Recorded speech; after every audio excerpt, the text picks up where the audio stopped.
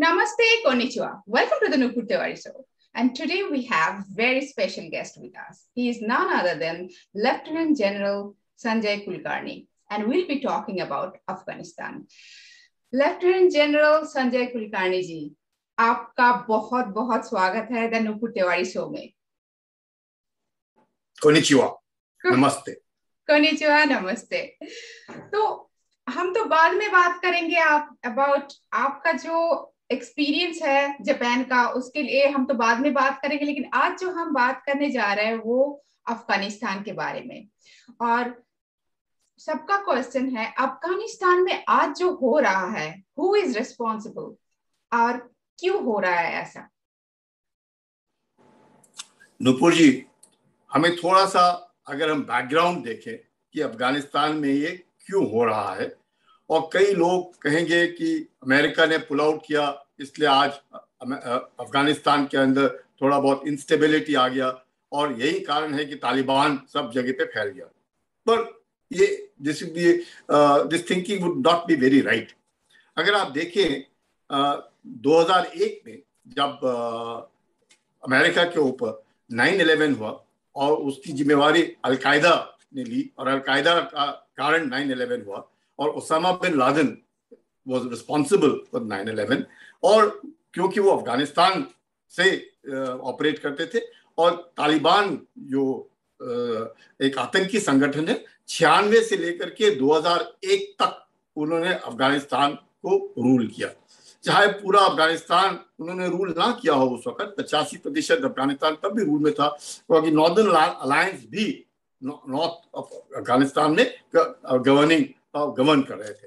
तो ऐसे माहौल में जब मुजाहिदीन जिसको ट्रेनिंग पाकिस्तान ने दी और जिसको अमेरिका ने फंडिंग की, वो थी रशियंस, यानी सोवियत यूनियन को वहां से निकालने के लिए. तो सोवियत यूनियन तो चले गए, अब तालिबान आया. तालिबान ने जब मुजाहिदीन को भी हटा करके अपनी सरकार चलाई तो शुरू में लोग बहुत खुश हुए अफगानिस्तान के अंदर, कि उन्होंने सोचा कि कम से कम कानून जो है उसका पालन होएगा. जिस माफिक मुजाहिदीन ना कर पाए, कानून व्यवस्था खराब थी और बाकी खाने पीने की दिक्कतें आ रही थी, करप्शन बहुत ज्यादा था, तो लोगों ने वहां का सोचा कि ये सरकार चले गई, अब तालिबान की सरकार आई है, कम से कम एक इस्लामियत के तौर पर, एक अच्छे गवर्नेंस के तौर पर शायद अफगानिस्तान में फायदा होगा.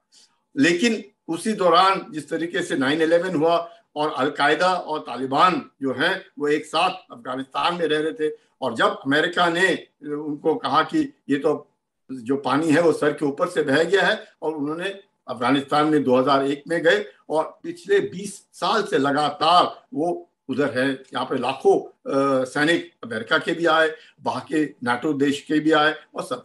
और इसमें जो पाकिस्तान है उसने बहुत बड़ा रोल प्ले किया. शुरू में उन्होंने अमेरिका की मदद की, मुजाहिदीन खड़े किए अपने मदरसों में, जिनका फंडिंग जो है वो सऊदी अरेबिया से आ रहा था और अमेरिका से भी आ रहा था. और उसका धीरे धीरे करके जो मुजाहिदीन है, जिस मदरसे में वो उनका जो रेडिकलाइजेशन हुआ या जो उनकी सोच थी वो पैदा हुई, उसी सोच में तालिबान है. तालिब यानी स्टूडेंट्स, नथिंग बट स्टूडेंट्स. और वो ही तालिब जो है उन्हीं मदरसों में और उन्हीं में आए और उन्होंने सत्ता संभाली कहाँ, अफगानिस्तान के अंदर. और पाकिस्तान में भी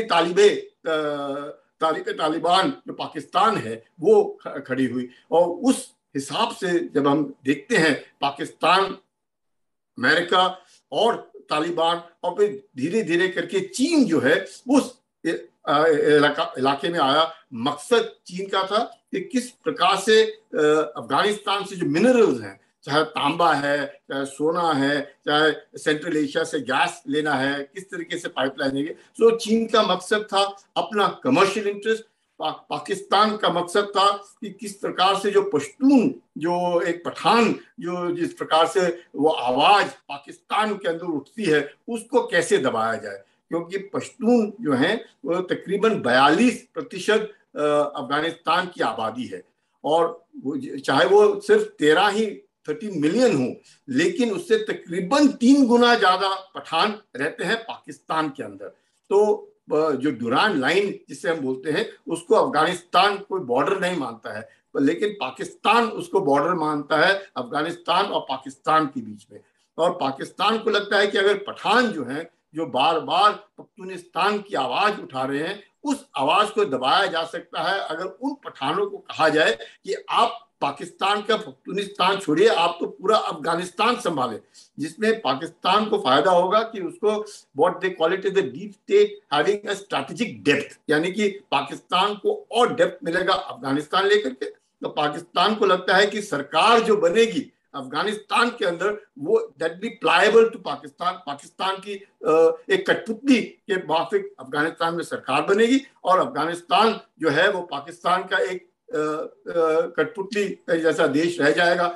लेकिन सवाल ये है कि जो अफगानिस्तान है और जो अफगानी और पश्तून हैं, उनको वतन और जो हम लोग कहते हैं उससे ज्यादा प्यार नहीं है। उन्हें प्यार है अपने ट्राइब से, उनको प्यार है अपने जो बिरादरी है, पश्तून वाली एक कोड है, और वो पश्तून वाली कोड है बिरादरी। उनको सब कुछ, सबसे पहले वो है पठान, उसके बाद वो है मुसलमान। ये नहीं कि वो पहला है मुसलमान और फिर है पठान। अगर ऐसे होता तो फिर ताजिक, उज़्बेक, ये इतने सारे लोग हजारा जो हैं अफगानिस्तान के, उनमें लड़ाई नहीं होती। वो तो सारे के सारे मुसलमान हैं, फिर क्यों लड़ाई हो रही है अफगानिस्तान के अंदर? क्योंकि there is a tribal affiliation, tribal affiliation है पश्तून वाली कोड, और वो पश्तून वाली कोड है बिरादरी, और वो बिरादरी पठानों की बिरादरी। और पिछले 2500 साल से पठान जो हैं वो अफगानिस्तान के अंदर अपनी सरकार चला रहे हैं, और उनको नहीं लगता है कि वो किसी के नीचे आ सकते हैं। तो आप पठान जो है उसको आप डिक्टेट नहीं कर सकते, आप उसको कुछ कह नहीं सकते। चाहे वो कहे कि आज औरतों के साथ क्यों इस तरीके से बुरा व्यवहार हो रहा है, क्यों औरतों को बुर्खा में रखा जा रहा है, क्यों औरतों को घरों के बाहर नहीं निकलने दिया जा रहा है, क्यों औरतों को नेल पॉलिश नहीं लगाओ, लिपस्टिक नहीं लगाओ, हील्स मत पहनो, ऐसे मत बनो, सब सारे के सारे घर के अंदर बैठे रहो, 16 साल से पहले उनकी शादी करवा दो, 8वीं बाद क्लास के बाद उनको पढ़ने मत दो, उनको सिर्फ कुरान की ही पढ़ाई कराओ, और जो भी है किसी मर्द के साथ नहीं दिखनी चाहिए, सिर्फ उसका पति होना चाहिए या उसका भाई होना चाहिए या उसका पिता होना चाहिए। मतलब ये जो सोच है, चाहे हम लोग कहें 18वीं शताब्दी की सोच है, लेकिन ये सोच उनकी बिरादरी की सोच है। और वो शरिया, अब ये शरिया जब आते हैं तो मुसलमान होने के नाते उनको शरिया जो है वो उसके आधार पर वो अपना जो गवर्नेंस है या जो अपनी हुकूमत है वो चलाना चाहते हैं। अब इसमें कठिनाई आ गई।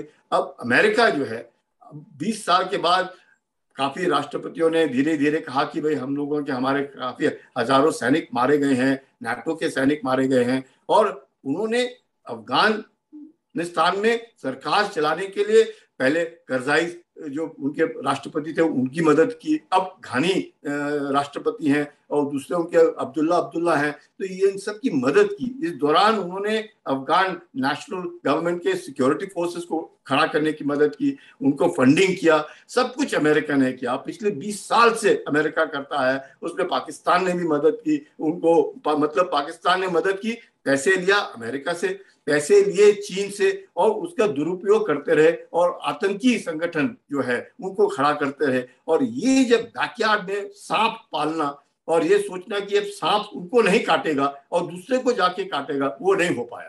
क्योंकि तालिबान की जो सोच है, और 2 तालिबान है अब, एक तो पाकिस्तान तालिबान और एक अफगान तालिबान। वो जो पाकिस्तान के तालिबान है वो भी पठान है, और जो अफगानिस्तान के तालिबान है वो भी पठान है। तो ये जो अब इस तरह का एक सोच जो अब पैदा हो गई है, पाकिस्तान को लगता है जो करेंगे। अब पाकिस्तान की दोहरी नीति है, वो इंटरनेशनल स्टेज पे बोलते हैं अफगानिस्तान फॉर अफगान, पर दिल में उनका लगता है कि तालिबान जो है उन्हीं के द्वारा इस करना चाहिए, क्योंकि इतने साल पाला। अब आप देखें मुल्ला बरादर हैं जो कि पाकिस्तान की जेल में रहे, तकरीबन 8 साल जेल में रहे। तो तालिबान ने कहा इनको छोड़ो, वो हमारा पॉलिटिकल ये करेंगे, डिस्कशंस करेंगे, कहाँ, दोहा में। अब पॉलिटिकल डिस्कशन हो रहा है दोहा में, और ये मुल्ला बरादर उधर जा रहा है। अब मुल्ला बरादर जब उधर जा रहा है, अब वही वांग जो फॉरेन मिनिस्टर हैं चीन के, उनके साथ जाकर के मिल रहा है। तो आप देखिए कि इस तरह की एक तरीके से माहौल है। तो अमेरिका ने ये सोचा कि हमारा पैसा लग रहा है, हमारे सैनिक जा रहे हैं, सब कुछ हो रहा है, इसका फायदा तो और सभी उठा रहे हैं, अमेरिका को तो कोई फायदा होने रहा है, अमेरिका को तो नुकसान हो रहा है जब उनके सब कुछ हो रहा है। तो उन्होंने ट्रेन किया, सब कुछ किया, और उन्होंने एक तारीख दी कि हम 1 सितंबर 2021 ऑन द एनिवर्सरी ऑफ 9/11 हम तो यहाँ से चले जाएंगे। अब शुरू शुरू में तो लोगों को बड़े खुश हुए। अब चीन हल्ला कर रहा है कि आपने अफगानिस्तान को बिल्कुल किसी के भरोसे, अब अफगानिस्तान में अगर घानी की सरकार चाहिए या अफगानों की सरकार चाहिए तो उन्होंने अपनी सरकार बनानी, उनको तो ट्रेन कर दिया, उनके सिक्योरिटी फोर्सेस को ट्रेन किया, उनके पास 3 लाख आर्मी है, उनके पास टैंक्स हैं, उनके पास बख्तरबंद गाड़ियां हैं, उनके पास हेलीकॉप्टर्स हैं, उनके पास वेपनरी है, सब कुछ है उनके पास। लेकिन आप देख रहे हैं कि वो तालिबान जो है लगातार जिस तरीके से पिछले एक हफ्ते के अंदर 7 provincial Capitals captured, 9 provincial Capitals captured, 24 out of the 35 provincial Capitals में कंटेस्टेंट चल रहे, लड़ाई चल रही है। कहीं तालिबान बोल रहा है कि 85% अफगानिस्तान हमारे कब्जे में है, कोई कहीं बोल रहा है नहीं इनके पास 50% है। लेकिन सिवाय काबुल के अगर हम देखें तो कहां पे आज हुकूमत घानी सरकार की चल रही है, सिर्फ काबुल के अंदर है, वो भी क्योंकि अमेरिका अभी भी उनको एयर सपोर्ट से मदद कर रहा है, क्योंकि एयर स्ट्राइक्स अमेरिका अभी भी घानी गवर्नमेंट की मदद कर रहा है। So national government of Afghanistan and the people of Afghanistan have to fight Taliban, because Taliban की सोच है, उस सोच को मार, अगर उस सोच को नहीं मारेंगे तो वो जैसे 1996 टू 2001 था वैसे अब होगा, और हो सकता है थोड़ा सा बदल हो जाए। हाँ। लेकिन जब आप देख रहे हैं जिस तरीके से तालिबान की सोच है, तब तालिबान क्या कर रहा है, दोहा में भी बात कर रहा है, रशिया में जाकर की भी बात कर रहा है, ईरान में भी बात कर रहा है, पाकिस्तान इनको सब जगह भेज रहा है, और साथ साथ में ब्लिट्जक्रीग सब जगह अपना वर्चस्व दिखा करके पूरा अफगानिस्तान पे बोलबाला हो रहा है। मतलब जिस वक्त बातचीत खत्म होगी, अब जिसकी लाठी उसकी भैंस, occupation will be of. Actually Indian media ये बोलते हैं कि कुछ अच्छे तालिबान कुछ बुरे तालिबान, ये अच्छे तालिबान बुरे तालिबान क्या है, क्या सचमुच अच्छे तालिबान बुरे तालिबान है? ये ऐसे है, ये good Taliban and bad Taliban जिसकी बात होती है, ये तालिबान जो है वो पाकिस्तान ने खड़े किए हैं, और हाँ। ये पाकिस्तान में पले हैं और वहीं पे पढ़े लिखे हैं, उनका फंडिंग बाहर से हुआ है। तो पाकिस्तान जब गुड तालिबान बोलती है, वो तालिबान जो पाकिस्तान के साथ खड़े हैं, और वो कौन से तालिबान पाकिस्तान के साथ खड़े हैं, वो तालिबान जो कि पाकिस्तान के तालिबान हैं। और अगर पाकिस्तानी तालिबान जो उनके साथ एफिलिएटेड है वो गुड तालिबान। बैड तालिबान वो है जो अफगानी एक्चुअली अफगानिस्तान के अंदर है, जिनका वो फायदा जरूर उठा रहे। मैंने जैसे कहा कि उनके लिए दुरान लाइन कोई माने नहीं रखता है, उनके लिए Peshawar, Quetta is part of them. Pakistan जोर लगा ले, अगर पाकिस्तान मदद नहीं भी करना चाहती है, पाकिस्तान कुछ नहीं कर सकते हैं इन पठानों को मद्देनजर रखते हुए। यही नहीं, अगर आप देखें खान अब्दुल गफार खान को फ्रंटियर गांधी और वो पठान थे और महात्मा गांधी काफी नजदीकी थे, उनको भारत रत्न से सम्मानित किया गया, और जब वो स्वर्गवास हुआ उनका जलालाबाद में उनको दफनाया गया, उनके दफनाने के वक्त राजीव गांधी भी वहां थे और जियाउल हक भी वहां से। तो पठानों के साथ हिंदुस्तान का जो रिश्ता है बहुत अच्छा रिश्ता है। और काबुली वाला की कहानी आप सुनते हैं, रविंद्रनाथ टैगोर ने जो लिखी है, और जिस तरह से अफगान और काबुली वाला के बारे में बात करते हैं, ये क्या है, ये पठान है जो आज भी हिंदुस्तान के अंदर पठानों की काफी तादाद है जो अब हिंदुस्तान के अंदर बस गए हैं। तो पठान जो है हम लोगों ने शुरुआत में, क्योंकि पाकिस्तान ने तालिबान खड़ा करके एक आतंकी संगठन खड़ा कर दिया, उन्होंने वो संगठन नहीं खड़ा किया कि उसमें फायदा हो, आतंकी एक रेडिकलाइज्ड यूथ जिसका कोई काम नहीं है, उनको इसी तरीके से ना खुद पढ़े लिखे हैं ना खुद कुछ कर सकते हैं, it's only a gun culture. मतलब एक AK-47 साथ में होना चाहिए और खाने के लिए 2-4 काजू जेब में होने चाहिए, थोड़ी सी ब्रेड होने चाहिए जो वो जिस प्रकार से बनाते, they can live off the land, they are very hardy people. और जिस प्रकार से वो पहाड़ों में रहते हैं, जिस प्रकार से दिक्कतों में रहते हैं, अफगानिस्तान में जबरदस्त बर्फ भी गिरती है, जबरदस्त ठंडा भी है, गर्म भी है, कुछ भी नहीं है, सब कुछ है। मतलब ऐसे माहौल में इस तरह के लोग जो हैं वो रह सकते हैं। तो मुझे लगता है आज की तारीख में वो जो गुड तालिबान और बैड तालिबान कर रहे हैं, Taliban is a Taliban, you can not distinguish between a good terrorist and a bad terrorist. A terrorist is a terrorist. तो पर पाकिस्तान उनको गुड और बैड इसलिए कहता है, ये मुशर्रफ कहते थे, इट वाज मुशर्रफ जो when he was the president he said good Taliban and bad Taliban. He used to say कि ये जितने भी लोग हैं दे आर स्ट्रेटेजिक एसेट्स, ये तो हमारे हीरो हैं, ये सारे के सारे जिन्होंने हम जिनको आतंकवादी कहते हैं ये उसके हीरो थे। क्यों? क्योंकि वो उनका उल्लू सीधा करने में अफगानिस्तान में लगे थे और उनको वही तैयार करना और कश्मीर में भी भेजना, मतलब आतंक को हिंदुस्तान में भी भेजना, आतंक को अफगानिस्तान में भेजना। मतलब Pakistan had become a factory of only nothing but raising terrorists, creating fundamentalism, radicalization। और आज पाकिस्तान को भी खुद लग रहा होगा, इसमें कोई शक नहीं है कि पाकिस्तान को भी खुद लग रहा होगा कि शायद वो अगर इस तरह के माहौल में ना जाते, क्योंकि वो फायदा उठा रहे थे, चीन से भी पैसा ले रहे हैं, अमेरिका से भी पैसा ले रहे हैं और अब अपने आप को भी रेडिकलाइज कर रहे हैं, उनकी आर्मी भी रेडिकलाइज हो गई, उनके लोग भी हो गए। और ये पठान है वो पाकिस्तानी में कभी भी नहीं रह सकते, because Pakistan is govern by Punjabis. It is Punjab which is governing. The Punjabis are ruling Pakistan. Punjabis are in the army to the extent of almost 95% of the Pakistan army is Punjabis. Punjabis are ruling Pakistan. और पठान कहाँ पंजाबियों की सुनेंगे, वो किसी की नहीं सुनते, उनकी तो अपना ही कोड है, वो पश्तून वाली। तो उनको भी डर है, पाकिस्तान में भी पंजाबियों को डर है कि ये पठान अगर उन्होंने किया तो वो कराची से लेकर के लाहौर, पेशावर, क्वेटा पूरा मतलब फैल जाएंगे। तो उस डर के कारण उनको वो ढकेलते हैं खैबर पास से लेकर के काबुल की तरफ, जलालाबाद की तरफ के उधर जाए। और अफगानिस्तान भी जो है ईरान के साथ जबरदस्त बॉर्डर है, 1500 मील बॉर्डर तो इसकी पाकिस्तान के साथ है, 900 मील तो ईरान के साथ है, 800 के आसपास तो तुर्कमेनिस्तान के साथ है, तजाकिस्तान के साथ है, उज्बेकिस्तान के साथ है। तो उनके साथ भी इनका जबरदस्त मेल मिलाप है। तो ऐसे लैंडलॉक्ड कंट्री अफगानिस्तान होने के नाते विश्व को डर है कि अगर यहाँ से आतंक एक दफा फैल जाएगा तो फिर वही हालत हो जाएगी। और चाहे तालिबान कह रहा है अभी कि हम किसी अपने देश को आतंक के लिए इस्तेमाल नहीं करने देंगे, लेकिन अभी तक उसने अलकायदा से अपना नाता नहीं तोड़ा है। अभी वो नहीं करे, तालिबान शायद ना करे, पर तालिबान का नाता तो अलकायदा के साथ है और अलकायदा जो है वो विश्व भर में अपना आतंक फैला रहा है। तो इस तरीके इसकी जो the whole world is in a catch 22 situation. ये अगर अफगानिस्तान में तालिबान रूल करता है तो only 42%, 58% are not Pathans. They're Hazaras, they're Tajiks, they're Uzbeks and others. That means sizable. अभी काबुल के अंदर almost 50% of the population is of Tajiks and Hazaras and Uzbeks.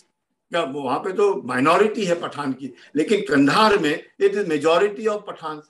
So Herat हुआ, मज़ार शरीफ हुआ, ये जितने जहाँ पे अभी लड़ाई चल रही है, यहाँ पे तो धीरे धीरे करके तालिबान अपना हुकूमत चला रही है।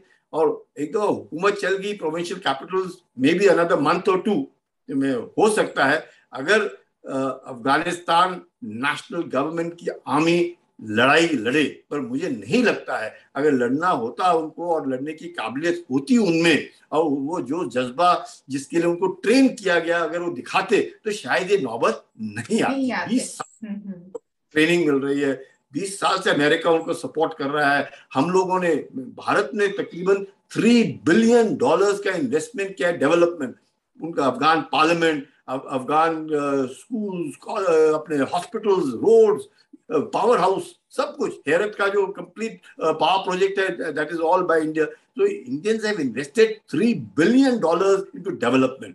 पर भारत किसी भी इसमें किसी के साथ नहीं है मिलिटरीली, चाहे वो अफगानिस्तान की सरकार हो या तालिबान के हो, उनके साथ militarily there are no connection. Only friendly I think some helicopters have been given long back to help them logistically, क्योंकि इलाका खराब है।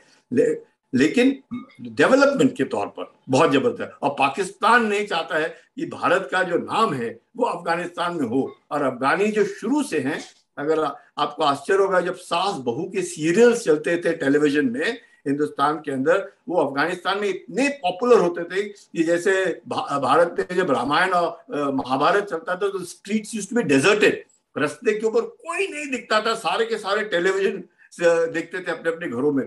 वैसे ही अफगानिस्तान में जब सास बहू के सीरियल चलते थे तब वैसे होता था।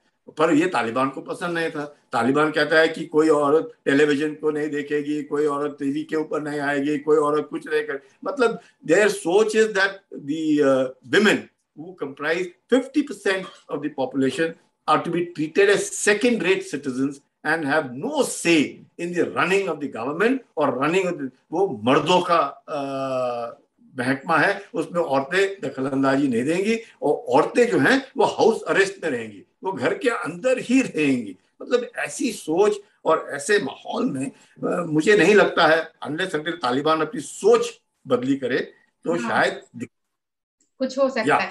सो लेफ्टिनेंट जनरल कुलकर्णी, एक्चुअली यहाँ पे आपने बात की कि कंदहार की, यहाँ पे आपने वो बात की रामायण महाभारत की जो होते थे और सास बहू के सीरियल। तो जैसे हम अगर थोड़ा सा बैक जाए हिस्ट्री में तो महाराजा कनिष्क का जो साम्राज्य था वो अफगानिस्तान तक था। और हमारा actually that was part of India, Afghanistan, अगर हिस्ट्री में वापस जाए हम। और उसके बाद भी अफगानिस्तान में जो modern, I think 1950-16 Afghanistan became very modern country. उसके बाद जो हुआ अभी अफगानिस्तान आज एक डिफरेंट कंट्री, क्योंकि मैं कुछ अफगान लड़कियों को भी जानती हूँ कि वो बोलते हैं कि our mummies used to wear skirt. तो अभी तो वो पूरी तरह डिफरेंट था सिचुएशन, अभी हम लोग कुछ नहीं कर सकते। तो यहाँ पे ये जो ड्रास्टिक चेंज आया, डेफिनेटली आपने जैसे अभी बोले, एक्सप्लेन किए कि क्यों हुआ ऐसा। और हमारा 15 अगस्त अभी है और यहाँ पे पाकिस्तान का भी जन्म हुआ और हमारा भारत का भी जन्म हुआ। और पाकिस्तान आज जिस कंट्री में बदल गए और वो तालिबान को प्रोड्यूस करके अफगानिस्तान का ये हालत के लिए वो भी रिस्पॉन्सिबल है। तो आपको क्या लगता है कि अफगानिस्तान का कभी बदल हो सकता है या पाकिस्तान बदल हो सकता है? क्योंकि भारत एक पावर हाउस बन गए आज, इकोनॉमी से लेके हर तरह से, और पाकिस्तान आज एक, अगर बोलूं तो लोगों से पैसा लेने का एक कंट्री बन गया है। तो आपको क्या लगता है, क्योंकि आज ये हमारा 75th स्वतंत्रता दिवस के वक्त पर हम बात कर रहे हैं, और क्या लगता है कि ये जो इंडियन सब कॉन्टिनेंट पे कुछ चेंज आ सकते हैं? नुपुर, बहुत जो आपने सवाल पूछा वाकई एक सोच में डालने वाला सवाल है कि ऐसे क्यों हुआ। ये क्या है कि ईरान भी एक वक्त में काफी मॉडर्न देश था और शाह पल्लवी के नीचे जिस प्रकार से चल रहा था, अफगानिस्तान भी जिस प्रकार से देश चल रहा था, और पाकिस्तान भी जब आज़ाद हुआ 15 अगस्त 1947 को, तो उस वक्त पाकिस्तान भी शुरुआत में तरक्की काफ़ी थी, लोगों की जो सोच थी ऐसी नैरो सोच नहीं थी काफ़ी। आज भी पाकिस्तानी जो हैं एक अच्छे इंसान है, इसमें कोई शक नहीं है कि पाकिस्तानी से किसी का भी कोई मैं कहूँगा अनबन नहीं है। पर पाकिस्तान की जो सरकार है उससे अनबन इसलिए होती है कि उनकी सोच है। अब ये सोच कब बदली हुई, ये बहुत जरूरी है कि क्या कारण है कि ये सोच अचानक क्या हो गया कि जब सब कुछ ठीक चल रहा था, चाहे ईरान के अंदर भी, अफगानिस्तान के अंदर भी, इराक के अंदर भी, और पूरे मिडिल ईस्ट में और पाकिस्तान में भी, और अचानक ही क्या हो गया कि सब जगह अचानक ये जो सोच है, ये जब मुझे लगता है कि जिसको बोलते हैं पेट्रो डॉलर्स, जब जबरदस्त तेल के कारण पैसा आने लगा मिडिल ईस्ट के अंदर, और जिस प्रकार से पाकिस्तान अपने आप को एक एडवांस टर्की के तौर पर देख रहा था। अतातुर्क जो टर्की में थे उनको ये मानते हैं कि एक very modern, advance, forward looking, emancipated country बनेगा, तो वो हो नहीं पाया। आप टर्की में भी देखिए जिस प्रकार से टर्की वो supposedly a very advanced Muslim country, अब वहां पर भी रेडिकलाइजेशन इज टेकन ओवर। जिस तरीके से आप अजरबैजान में आपने देखा कि किस तरीके से हुआ, किस प्रकार से टर्की जो है अफगानिस्तान के अंदर, पाकिस्तान के अंदर रोल प्ले कर रहा है।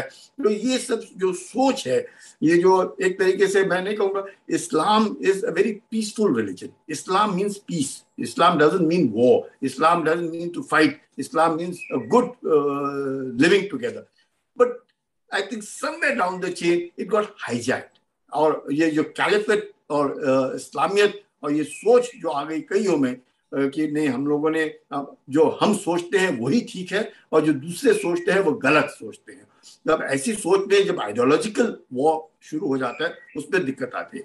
और पाकिस्तान ने सोचा कि जो उनका लोकेशन है वो ऐसा लोकेशन है कि दे कैन एक्सप्लॉइट। तो शुरुआत में उन्होंने अमेरिका को एक्सप्लॉइट किया। So the Americans were pumping in a lot of money because there was Cold War between the Soviet Union and the United States. So इस Cold War का फायदा धीरे धीरे उठा। India remained a non-aligned country और India के non alignment का मकसद था कि चीन के साथ अच्छे संबंध रखना, जिससे कि neither are we aligned towards the Soviet Union, neither should we be seen aligned towards the Western bloc। तो उस आधार पर चल रहा। लेकिन पाकिस्तान जो है धीरे धीरे करके अपने आप को एक आतंकी सोच में आ गया, रेडिकलाइजेशन। और ये कब हुआ?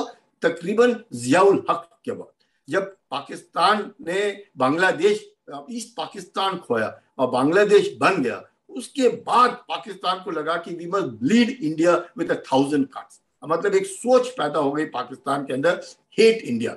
और 93,000 PWs इंडिया ने रिटर्न किए पाकिस्तान को 1971 वॉर के बाद, लिबरेशन ऑफ बांग्लादेश के बाद। लेकिन वो सोच नहीं गई। और उस सोच में जब जियाउल हक ने सोचा we will bleed India with 1000 cut, Bhutto started saying that no we will eat grass but we will have a nuclear bomb. So because Buddhists have a nuclear bomb, Hindus have a nuclear bomb, Christian world has a nuclear bomb, the Islam also must have an Islamic bomb। तो वो सोच में जुल्फिकार अली भुट्टो ने Islamic bomb, और what better than Pakistan. तो उसके कारण उन्होंने एक्सप्लॉइट किया मिडिल ईस्ट को। सऊदी अरेबिया से पैसे उठाओ, मिडिल ईस्ट से पूरे पैसा उठाओ, और सबने सोचा कि पाकिस्तान जो है एक ऐसा देश है जहाँ पे दिमाग भी है और काम करने की जिज्ञासा भी है और एक अलग है। और आज भी पाकिस्तानी या हिंदुस्तान से जब भी मुसलमान जो हज पे जाते हैं, अभी भी उन्हें हिंद मुसलमान बोलते हैं कि ये हिंदी हार्टलैंड के मुसलमान है। हिंदू नहीं बोलूंगा मैं, पर हिंद मुसलमान, यानी कि हिंद यानी इंडस, तो उस वहां से आए हुए मुसलमान हैं। So they also have an identity crisis because they are not Arabic Muslims. So there is a lot of मैं कहूँगा identity crisis, and those identity crisis developed as a which धीरे धीरे करके इस्लाम ने भी अपना कैलिफेट सोचने के लिए फैलाया। फिर आतंकी संगठन खड़े हुए, अल कायदा जैसे आतंकी संगठन खड़े हुए। फिर पाकिस्तान ने फिर लश्कर तैयबा, जैश ए मोहम्मद, फिर कश्मीर में उन्होंने आवाज उठानी शुरू की, हिजबुल मुजाहिद। तो इस तरह की जो सोच है, how to bleed India with 1000 का। बट भारत के एक जो मैं कहूँगा स्ट्रेंथ है वो है डेमोक्रेसी। लोकतंत्र जो है वो भारत की एक वाकई स्ट्रेंथ है, और उस स्ट्रेंथ को कोई नहीं तोड़ सकता है। चाहे डेवलपमेंट में बाधा जरूर आए, because we are not autocratic कि बोला और काम हो गया। There be two sides of the same coin. थोड़ा बहुत तू मैं होएगा, डिस्कशन होएगा, काम होएगा, नहीं होएगा, बट तो ये है कि सबको बोलने की एक प्लेटफॉर्म मिलता है। वो धीरे धीरे करके Pakistan became of 3 people to begin with, अल्लाह, आर्मी, अमेरिका। और अब जब अमेरिका के साथ पाकिस्तान, अब बिकॉज जैसे ट्रंप ने कहा कि Pakistan has made an ass of us, they took billions of dollars from us and have made a fool of us. So जो शक होने लग गया अमेरिका को भी, ये पाकिस्तान जो है जिस मकसद के लिए हम उनको पैसा दे रहे हैं वो गलत मकसद के लिए इस्तेमाल कर रहे हैं। चाइना ने भी अभी पाकिस्तान को खींचा कि हमने आपको पैसा दिया CPEC के अंदर और डिविजन खड़े करने के लिए, हमारे नागरिकों की सुरक्षा के लिए। हमारे तो 9 इंजीनियर मर गए। तो वो देख रहे हैं कि बलूचिस्तान के अंदर भी एक तरीके से आक्रोश है, अफगानिस्तान में भी। आप मतलब ऐसे माहौल में जब आप जैसे मैंने कहा सांप पालते हैं ये सोचकर कि मेरा सांप दूसरे को काटेगा मुझे नहीं काटेगा, वो नहीं हो सकता है। वो सांप ने आपने पाला है वो सबको काटेगा जो उसके सामने आएगा। तो अब आज हालत ये हो गई है कि Pakistan has become a terrorist, uses terrorism as an instrument of state policy, और दोनों तरफ से वो इस्तेमाल करना चाहता है। चीन को भी इस्तेमाल कर रहा है, पर चीन उससे ज्यादा इतने सालों से सीख गया है कि पाकिस्तान को धीरे धीरे करके उसने अपना सैरोगेट स्टेट बना दिया। That means Pakistan has virtually played into the hands of China. और अब पाकिस्तानियों, बड़ी आश्चर्य की बात होती है जब आप पाकिस्तान जब अमेरिका की तरफ झुकाव था, गवर्नमेंट और पाकिस्तान का जब अमेरिका की तरफ, तो नॉर्मल एवरेज पाकिस्तानी अमेरिकन के बरखिलाफ था। आज जब पाकिस्तान की सरकार का चीन की तरफ झुकाव है, एवरेज पाकिस्तानी चीन के बरखिलाफ है, चाहे वो बलूचिस्तान में हो, चाहे वो कराची में हो, चाहे लाहौर में हो। चीनियों मतलब चीनी बोलते उसके लगता है कि ये इससे थोड़ा डर के रहो, दूर रहो। पाकिस्तानी सरकार नहीं, पाकिस्तानी, वैसे ही अमेरिकन के साथ है। तो आज की तारीख में जो लोग हैं पाकिस्तान में, लोकतंत्र पार्शियल लोकतंत्र मैं कहूँगा, controlled by the army. It's the only country in the world which has a country to itself. Most armies are meant for the country, but here Pakistan is a country is meant for that army. तो वो जो अलग सा माहौल पैदा हो गया है, उससे अब धीरे धीरे करके हम देखते हैं कि शिया और सुन्नियों के बीच में लड़ाई झगड़ा शुरू हो गया। Iran is a Shia country, Pathans are Sunnis, they have a long border with Iran. Now Middle East countries, जो सेंट्रल एशिया की कंट्रीज है, तजाकिस्तान है, तुर्कमेनिस्तान है, उज्बेकिस्तान है, उनके जो and Afghanistan is a land lock country. यानी कि अगर कुछ सपोर्ट लॉजिस्टिक्स जाना है अफगानिस्तान के अंदर तो वो कहाँ से जाएगा? या तो कराची पोर्ट से जाएगा या फिर सेंट्रल एशिया से आएगा, तो तुर्कमेनिस्तान से आएगा, तजाकिस्तान से आएगा। In fact it is Dushanbe is just about 3 days walk from वखान corridor. तो आप देख सकते हैं कि वो उस तरफ उनका झुकाव वो उस तरफ है। तो ऐसे माहौल में बड़ा मुश्किल हो जाता है। और अगर सोच जो है much that Islam is for piece, but slowly and steadily it has been hijacked by the radical mullahs who are in a way propagating that it is better the caliphate. They're talking of emirate, they're talking about Islamia. So there's a whole lot of I think confusion prevailing. So hopefully I think some good sense will prevail, that everybody is as important as everybody else. Everybody has a right to exist. Everybody has a right to his opinion. You may not agree. Okay, even they used to say, I do not agree with the word you say, but I defend your right to say it. So the French Revolution also was on this कि मैं आपकी नहीं मानता, पर मैं आपको हक देता हूँ, आप जो कहना चाहते हैं आप कह सकते हैं, मैं आपकी बात से मंजूर नहीं पर आप कह सकते हैं। तो ये जो गिव एंड टेक है, ये जो थोड़ा बहुत acceptance, adaptation, and a little bit of a, I won't say compromise, but be able to live together.